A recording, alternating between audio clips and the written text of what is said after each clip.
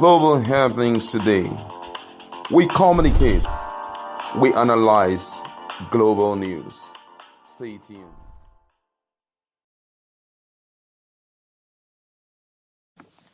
Hello, beautiful people. Welcome to Global Happenings today. A lot is happening in Anambra State in Southeast as a whole. It looks like Governor Soludo came into governorship with so much in his hands. Honestly, my heart goes out to him. How he does this, God will just see him through. But he has decided to align. But this time around, even though in practice it looks like he's aligning, but theoretically he has decided to clear the air. That it's not like he's aligning with IPOB. I'm going to find out why I said what I said. But before we do that, we would like you to subscribe to our channel by clicking on the red subscribe button. Beside it, you set bell notification icon. Please go ahead, click on it to get notified as soon as you update our channel on YouTube. Let's go straight into the news of the day. Well, the curfew imposed in some local government the areas in Anambra State on movement of certain class of vehicles from 6 a.m. to 6 p.m. and on Monday entered day 4 today in the state with heightened fears and uncertainty. Residents had expressed the fears that the government had gone supportive of the dreaded sit at home, as Governor Soludo had added that tricycle, motorcycles, and shuttle buses would not operate on Monday in the affected local government areas during his broadcast last week, saying that that part of the curfew was not supportive of the separatist sit-at-home order. On Monday, Anambra residents recalled in their houses as they avoided any economic activities in obedience to the IPOB sit-at-home order. In other people, as I take that again, and other people obey out of fear. Markets, shops, schools, courts, hospitals, banks, and telecommunication facilities and other private and public businesses were shut down while there was no vehicular and human traffic in the major roads in Newi and reportedly other areas affected by the curfew in the state.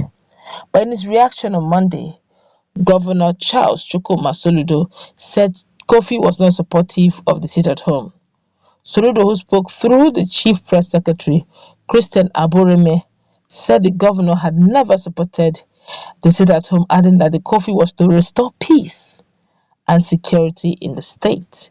It is not true. I'm quoting him now. He said it's not true. It's not true. The governor has never supported the sit-at-home.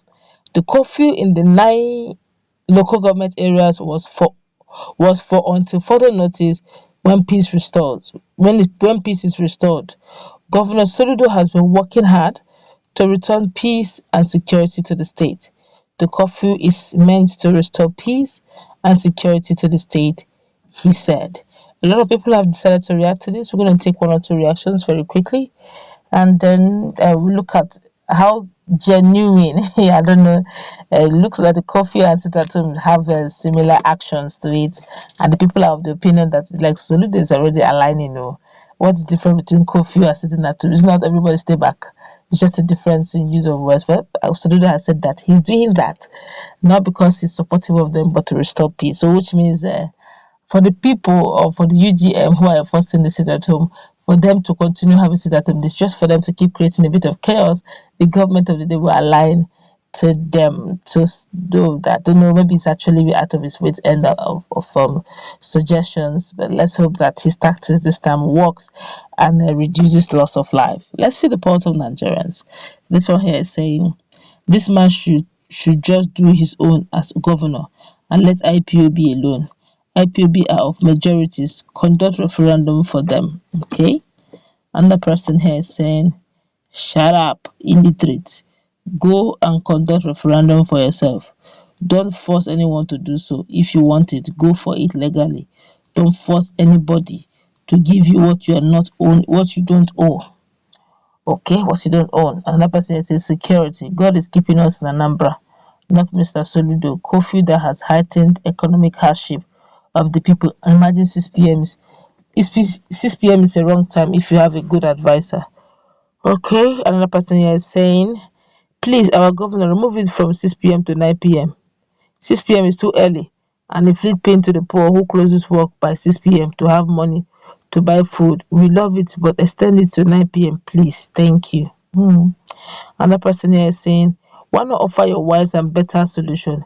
It's not enough to condemn or criticize without prefer, proffering your own personal alternatives. Think again.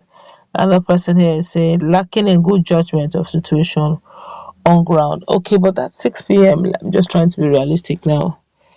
It depends on the information that Soludo has gotten as a chief security officer. If not, it would have been nicer really for it to be shifted to maybe 10. Okay, but that before that 10 p.m. there'll be security agents littered in the whole area just to ensure that peace is restored. But 6 p.m. Honestly, I feel for these guys. With curfew being enacted, we sit at home also being observed.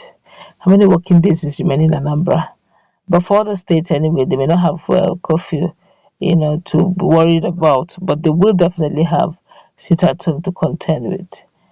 Right now, honestly, I do not wish to be in the seat of Professor Charles Soludo right now. A lot of thinking, permutations and reaction. But if you ask me your personal opinion, though he has called for stakeholders meeting, they are yet to respond.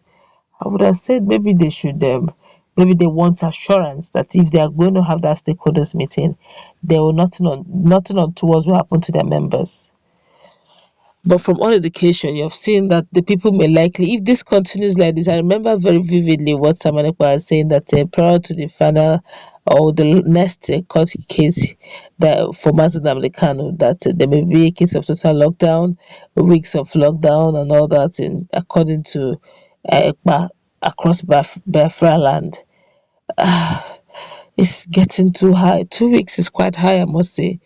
I don't know how Soludo will do this, but I feel that it's time to maybe close the meeting, maybe a one-on-one meeting. The press need not carry it. Find out how this can totally be eradicated. It's biting deep to the Anambra. Before you know it, generally, all this going to the likes of main market, Opiweka, and all that areas to get some nice goods. Some persons may look for alternative market, not even in Anambra, not even in Southeast, even if it means going to South. So it's something that while you're trying to get something, don't inflict undue pains to your region.